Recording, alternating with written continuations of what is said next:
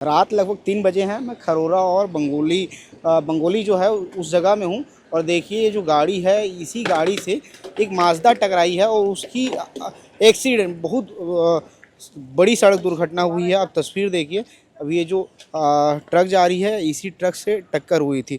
कपड़ा देखिए, कपड़ा आपको दिखेंगे। जो लोगों की मौत हुई है बताया जा रहा है कपड़े उन्हीं के हैं। एक गाड़ी के कई टुकड़े हैं। जब एक्सीडेंट हुआ, जब दुर्घटना हुई तो कितने अलग अलग आपको तस्वीरें दिखेंगी। ये देखिए, ये चप्पल आप देखिए, किसी महिला के ये चप्पल आपको दिखाई देंगे और ऐसे ही कपड़े आपको सड़क पर बिखरे हुए नज़र आएंगे।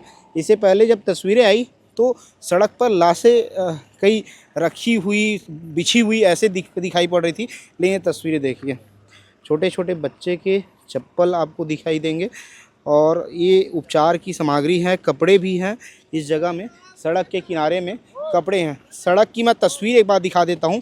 ये सड़क की तस्वीर देख लीजिए कि किस प्रकार से पूरे सड़क में कांच बिखरे पड़े हैं। जब एक्सीडेंट हुआ, जब दुर्घटना हुई तो बताया जा रहा है कि 3 गाड़ियों के बीच भिड़ंत हुई है और ये भिड़ंत बहुत बड़ी भिड़ंत थी, जिससे कि अभी तक बताया जा रहा है 13 लोगों की मौत हुई है।